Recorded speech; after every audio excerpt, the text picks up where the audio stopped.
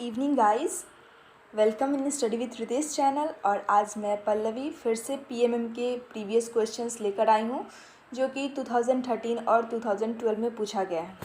ठीक है, और फिर से हम उसको वन बाय वन पढ़ेंगे और उसके आंसर्स को करेंगे।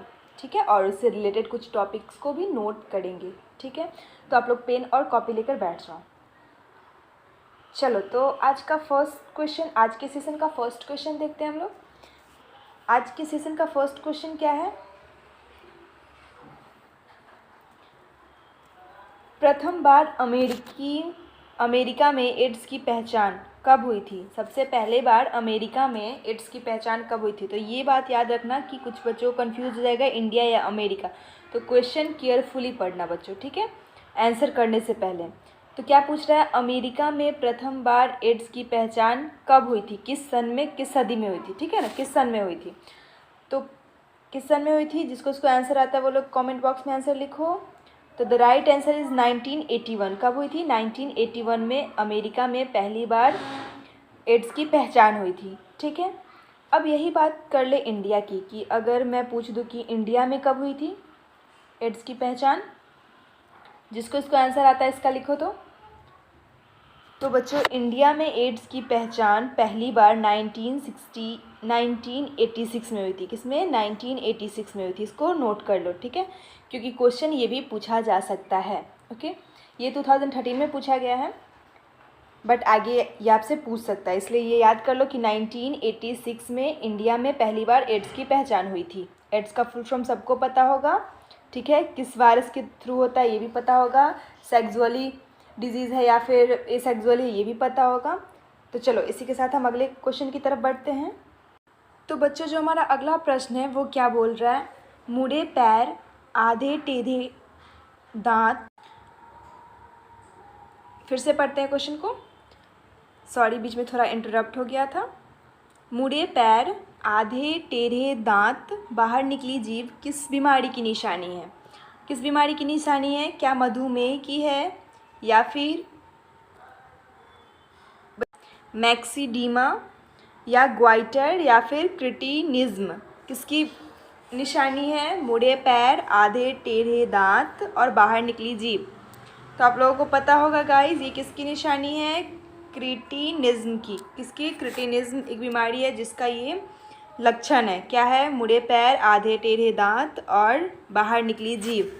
ठीक है, ये बच्चों और बूढ़ों दोनों में होता है, ये बात याद रखना है। सिर्फ यंग में नहीं पाया जाता, बट बच्चे और बूढ़े में ये होता है। ठीक है, चलो आगे हम अगले प्रश्न की तरफ बढ़ते हैं।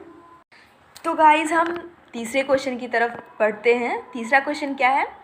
अंग जिसका कार्य शरीर की तापमान, पानी की सही उपलब्धता, भूख और नींद का नियंत्रण करता है। 4 ग्लैंड, ब्रेन के ग्लैंड्स का नाम दिया हुआ है, ठीक है, उसमें से बताना है कि किसका फंक्शन है, किसका कार्य है। तो फर्स्ट बात किसकी कर रहे हैं? पॉन्स की। किसकी? पॉन्स की। तो बच्चों, ये क्या करता है? ये ब्रेन में होता है, ठीक है, और ये इसका काम क्या होता है? हियरिंग और टेस्ट का। जैसे कुछ आप खाते हो ना, तो तीखा है, मीठा है, ये कौन सेंस करके बताता है? तो जीभ पे तो रखते हो, लेकिन सेंस कौन करता है? पॉन्स। ठीक है, इसे हम एक और चीज़ बोलते हैं, ब्रेन स्टीम भी बोलते हैं। ये भी नोट करना कि पॉन्स को ब्रेन स्टीम भी बोलते हैं। ठीक है, दूसरा क्या है? मेडुला ऑब्लिंगाटा। मेडुला ऑब्लिंगाटा जो होता है ना बच्चों, वो lower part of the brain है। ब्रेन का क्या है? Lowest part of the brain है। ये बात याद रखना, क्या है? Lowest part of the brain. अगर कोई पूछे तो क्या बोलोगे? मेडुला ऑब्लिंगाटा। ओके, और इसका काम क्या होता है? थिंकिंग का। ठीक है, नहीं, इसका काम थिंकिंग का नहीं होता है। ठीक है, अब आ जाओ सेरिब्रम पे, सेरिबेलम पे। ठीक है, इसका वर्क क्या होता है? इसका काम होता है थिंकिंग। ठीक है, मेडुला ऑब्लिंगाटा का नहीं, इसका काम होता है थिंकिंग, मेमोरी, सोचने के बारे में, या फिर किसी से कैसे कम्युनिकेट कर रहे हो आप, अच्छे से बात कर रहे हो, बुरे से बात कर रहे हो, ये किसका काम होता है? आपका सेरिबेलम का। ठीक है, लास्ट क्या आपका? हाइपोथैलेमस। तो हाइपोथैलेमस बच्चों क्या करता है? ये ग्लैंड है और ये हार्मोनल सिस्टम है। क्या है? हार्मोनल सिस्टम को कंट्रोल करता है। हार्मोनल सिस्टम मतलब आप समझ लो कि जैसे अगर आपको प्यास लगी, जैसे बॉडी में पानी की कमी हुई तो आपको प्यास लगी, तो ये कौन इन्फॉर्म करेगा? हाइपोथैलेमस। ठीक है, भूख लगी, नींद आ रही है, इस सबको कंट्रोल कौन करेगा? सबको कंट्रोल कौन करेगा? तो हाइपोथैलेमस ग्लैंड। ठीक है, और हाइपोथैलेमस एक ग्लैंड है। तो the right answer is hypothalamus. Okay, I hope समझ में आ गया होगा, और जिसको इसको आंसर पता होगा प्लीज़ आप लोग कमेंट बॉक्स में लिखते रहो, ठीक है, ताकि मुझे पता हो कि कितने बच्चों को आंसर आ रहा है, किसको किसको नहीं आ रहा है, ठीक है। चलो अगले प्रश्न की तरफ बढ़ते हैं। तो आज का जो हमारा फोर्थ क्वेश्चन है वो क्या बोल रहा है, लेटरल मेरिस्टेम, मेरिस्टेम पौधे में बढ़ाता है। लेटरल मेरिस्टेम पौधे में क्या बढ़ाता है, लंबाई को, भार को, मोटाई को या कोमलता को। तो गाइस जल्दी से आंसर करो, किसको बढ़ाता है, लेटरल मेरिस्टेम। तो जी हाँ, सी राइट आंसर है। जिस बच्चे ने सी लिखा उसका 100% करेक्ट आंसर है। क्या करता है, सी, यानी लेटरल मेरिस्टेम का वर्क क्या है, ये मोटाई यानी थिकनेस को बढ़ाता है, प्लांट के थिकनेस को बढ़ाता है, पौधों में मोटाई बढ़ाता है, ठीक है। चलो अगले प्रश्न की तरफ बढ़ते हैं। तो गाइस जो हमारा अगला प्रश्न है वो क्या बोल रहा है, हड्डी जो खोखली, हल्की और हवा से युक्त होती है कहलाती है। यानी आपको किस चीज़ के बारे में पूछ रहा है, बोन के बारे में, ठीक है, कि कौन सी बोन है जो कि खोखली भी है, हॉलो भी है और हल्का भी है, ठीक है, और क्या है, हवा से युक्त भी है, ठीक है, हवा को भी कंटेन करता है, यानी एयर को भी कंटेन करता है। उस बोन को हम क्या कहते हैं, वैसी हड्डियों को क्या कहते हैं, ठीक है। तो फर्स्ट ऑप्शन क्या बोल रहा है, देखो, निमोटिक हड्डियाँ, कार्टिलेज हड्डियाँ, कठोर हड्डी या फिर टेंडन, ठीक है। तो क्या होगा, तो पहले देख लो निमोटिक हड्डी किसे कहते हैं, यानी निमोटिक बोन किसे कहते हैं, ठीक है। तो वो ना, निमोटिक बोन क्या होती है, खोखली होती है, यानी हॉलो होती है, हल्की भी होती है, लाइट होता है, लाइट वेट होता है उसका, और हवा से युक्त होता है, ठीक है। तो उस बोन को हम क्या बोलते हैं, निमोटिक बोन। क्या, निमोटिक बोन, ठीक है। और ये कहाँ पाई जाती है, ज़्यादातर ये बर्ड्स में पाई जाती है। किसमें, बर्ड्स में पाई जाती है, ठीक है। ये किसमें पाई जाती है, बर्ड्स में। ह्यूमन में भी पाई जाती है बट ऑर्गन पे पाई जाती है, आई मीन जहाँ ज़रूरत हो हल्के बोन की वहाँ पे पाई जाती है, ठीक है। लेकिन ये क्या है, बर्ड्स में पाई जाती है, ठीक है। तो इसका आंसर आपको पता चल गया क्या है, फर्स्ट ऑप्शन ही सही है। मतलब निमोटिक बोन को ही, निमोटिक बोन कैसा होता है, खोखला होता है, हल्का होता है और हवा से युक्त होता है, ठीक है। अब थोड़ा बहुत कार्टिलेज की बात कर लेते हैं। तो बच्चों कार्टिलेज जो होता है ना, कार्टिलेज बोन, वो क्या होता है, फ्लेक्सिबल होता है, ठीक है, लचीलापन होता है उसमें। टेंडन की बात कर लो तो टेंडन क्या होता है, स्ट्रांग होता है, लेकिन स्ट्रांग के साथ ही फ्लेक्सिबल भी होता है, ठीक है। और टेंडन का वर्क क्या होता है, मसल्स को बोन से अटैच करता है। आपकी बॉडी में मसल्स और बोन में जो अटैच होता है वो किसके थ्रू होता है, तो टेंडन्स के थ्रू होता है, ठीक है। जैसे ये आपका हड्डी है और यहाँ आपका क्या है, मसल्स है, और इस बीच में एक जो होता है वो टेंडन होता है जो कि जोड़ने का काम करता है, ठीक है। तो आई होप आपको समझ में आ गया होगा सबके बारे में। चलो, और हार्ड बोन तो आप समझ ही रहे हो, कठोर हड्डी है। इसी के साथ हम अगले प्रश्न की तरफ बढ़ते हैं। तो बच्चों जो हमारा अगला प्रश्न है उसमें क्या पूछ रहा है, फुटलेस एम्फीबियन। 4 नाम दिए गए हैं, उसमें से आपको क्या पूछ रहा है, फुटलेस एम्फीबियन के बारे में पूछ रहा है। किसके बारे में पूछ रहा है, फुटलेस एम्फीबियन, यानी जिसके पास पैर नहीं होता वैसा एम्फीबियन। एम्फीबियन तो ठीक है। तो पहला ऑप्शन क्या है, इल, दूसरा क्या है, स्नेक, तीसरा क्या है, इथोपिस, एंड चौथा क्या है, सेलेमेंडर। तो इसमें क्या पूछ रहा है, एम्फीबियंस तो पूछ रहा है बट कैसा पूछ रहा है, फुटलेस, जो मूवेबल नहीं है, ठीक है, जो चल नहीं सकता है वैसा पूछ रहा है, वैसा एम्फीबियन पूछ रहा है, ठीक है।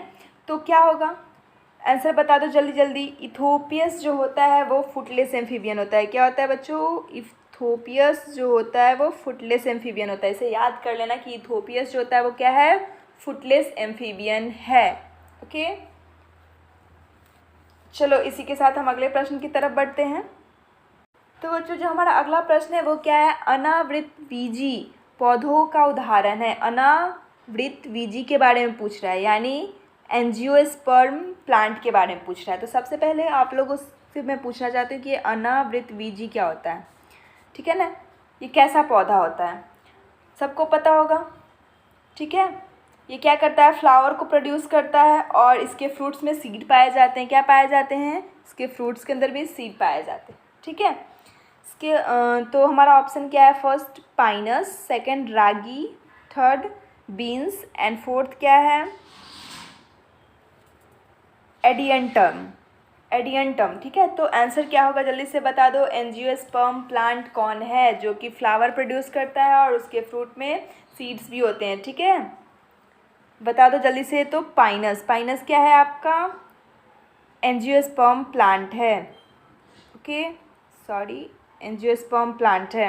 ओके गाइस, समझ में आ गया। चलो आगे बढ़ते हैं। तो बच्चों नेक्स्ट क्वेश्चन क्या बोल रहा है, ए ब्रायोफाइट विच डेवलप वर्टिकली, वैसा ब्रायोफाइट जो कि वर्टिकली डेवलप होता है। क्या वर्टिकली डेवलप होता है, यानी एक ब्रायोफाइट जो उद्ग्रह रूप में विकसित होता है। किस रूप में, उद्ग्रह यानी वर्टिकली रूप में क्या होता है, विकसित होता है। तो उसका नाम पूछ रहा है। तो आपको 4 ऑप्शन दिया गया है, चारों में से कौन है जो कि वर्टिकली जिसका ग्रोथ होता है या डेवलपमेंट होता है। तो बच्चों जो इसका आंसर होगा वो क्या होगा, मोसेस, मोसेस या फिर मोसेस भी पढ़ते हैं इसे, ठीक है। ये क्या होगा, इसका जो डेवलपमेंट होता है वो वर्टिकली होता है, ठीक है। इसका डेवलपमेंट क्या होता है, वर्टिकली होता है। और एक और चीज़ जान लो कि जो मोसेस होता है ना, इसके पास सिंगल सेट ऑफ क्रोमोजोम होता है। क्या होता है बच्चों, सिंगल सेट ऑफ क्रोमोजोम होता है, ठीक है। और ये हैप्लॉइड भी होता है। कैसा नेचर होता है, हैप्लॉइडिक होता है, ठीक है। ये हैप्लॉइड होता है, मोसेस जो होता है वो हैप्लॉइड होता है और इसके पास सिंगल सेट ऑफ क्रोमोजोम होते हैं, ठीक है। चलो इसका आंसर पता चल गया। इसी के साथ हम अगले प्रश्न की तरफ बढ़ते हैं। तो गाइस जो हमारा नेक्स्ट क्वेश्चन क्या बोल रहा है, राइजोइट्स में उपलब्ध होता है। अभी हम ब्रायोफाइटा की बात कर रहे थे, ठीक है, कि ब्रायोफाइटा में मोसेस का एक एग्जांपल दिया हुआ था। मोसेस के पास क्या बताया था, सिंगल सेट ऑफ क्रोमोजोम होता है और हैप्लॉइड होता है। तो यहाँ आपसे क्या पूछ रहा है इस क्वेश्चन में, उसी से रिलेटेड है, ठीक है ना, ब्रायोफाइटा से ही रिलेटेड ये क्वेश्चन है, ठीक है। राइजोइट्स में उपलब्ध होता है, राइजोइट्स किस में उपलब्ध होता है। तो आपके पास 4 ऑप्शन है। क्या जिम्नोस्पर्म में राइजोइट्स उपलब्ध होता है, या फिर टेरिडोफाइट्स में, या फिर ब्रायोफाइट्स में, या फिर एंजियोस्पर्म में। तो गाइस जो राइजोइट्स होते हैं वो ब्रायोफाइट में उपलब्ध होते हैं। किस में होते हैं, ब्रायोफाइट्स में उपलब्ध होते हैं, ठीक है। राइजोइट्स कहाँ होते हैं, ब्रायोफाइट्स में होते हैं, ठीक है। चलो इसी के साथ हम अगले प्रश्न की तरफ बढ़ते हैं। ज़्यादा डिस्कशन नहीं है तो ज़्यादा डिस्कशन नहीं करेंगे। फिर से वही क्वेश्चन है जो कि जिसके बारे में मैं आपको डिस्कस कर चुकी हूँ और बता भी चुकी हूँ। तो इसका आंसर सब बच्चे देंगे और आई होप उनका आंसर जो होगा वो 100% करेक्ट होगा, ठीक है। चलो जल्दी से आप लोग क्वेश्चन पढ़ो और आंसर करो। इस क्वेश्चन का आंसर मैं आगे दे चुकी हूँ, आई मीन एक क्वेश्चन जब था उस समय मैं बता दी हूँ। क्वेश्चन क्या है, निमोटिक हड्डियाँ डैश में होती हैं। तुरंत हम लोग निमोटिक बोन के बारे में पढ़े थे और किस में पाया जाता है ये भी पढ़े थे। तो इसका आंसर सबको पता है और सबका आंसर सही भी है। So very good. किस में पाए जाते हैं, ऑल बर्ड्स में पाए जाते हैं क्या, निमोटिक हड्डियाँ। और निमोटिक हड्डियाँ होता कैसे है, चलो एक बार रिकॉल कर लेते हैं। क्या होता है, हॉलो होता है यानी खोखला होता है, लाइट वेट होता है इसका यानी हल्का होता है, और कंटेन क्या करता है, एयर कंटेनिंग होता है। कंटेन क्या करता है, एयर, ठीक है, एयर सेल्स को। ओके चलो आगे बढ़ते हैं। तो बच्चों जो हमारा नेक्स्ट क्वेश्चन है वो 2012 में पूछा गया है, ठीक है। इसे क्वेश्चन को रीड करो सब। यह न्यूक्लिक अम्ल में उपस्थित पायरिमिडीन क्षार है। क्या है, पायरिमिडीन क्षार है, यानी क्या बोल रहा है आपको, यह न्यूक्लिक अम्ल में उपस्थित पायरिमिडीन क्षार है। तो 4 ऑप्शन दिए गए हैं और आपसे क्या पूछ रहा है, पायरिमिडीन बेस पूछ रहा है। किससे पूछ रहा है, पायरिमिडीन बेस पूछ रहा है। तो चलो ऑप्शंस पढ़ते हैं। पहला क्या है, साइटोसिन। सेकंड क्या है, एडियोनिन। सी क्या है, ग्वानिन। और डी क्या है, ग्वानिडीन, ठीक है। तो जो पायरिमिडीन बेस होते हैं जो न्यूक्लिक एसिड में प्रेजेंट होते हैं, किसमें, न्यूक्लिक अम्ल में प्रेजेंट होते हैं, वो कौन से होते हैं बच्चों, तो वो ग्वानिन होते हैं। क्या होते हैं, ग्वानिन होते हैं, ठीक है। क्या होते हैं, ग्वानिन होते हैं। इस क्वेश्चन को देख लेना, इस क्वेश्चन को रिपीट कर सकता है, ठीक है। चलो आगे बढ़ते हैं अगले प्रश्न की तरफ।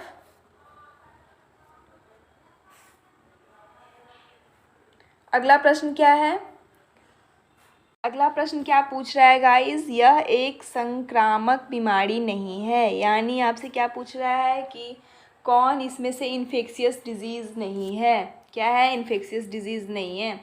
ओके तो जल्दी जल्दी बताओ कि कौन सा डिजीज़ है जो कि इन्फेक्शियस नहीं है। इसका आंसर सबको आता होगा। देखो आप लोग देख रहे हो ना कि अभी जो क्वेश्चंस पूछते हैं उसका लेवल और जो पहले पूछते थे उसका लेवल बहुत डिफरेंट है ना। पहले का लेवल इजी था क्वेश्चन पूछने का, अभी का लेवल टफ़ कर दिया है क्योंकि कंपटीशन टफ़ हो गया है, ठीक है।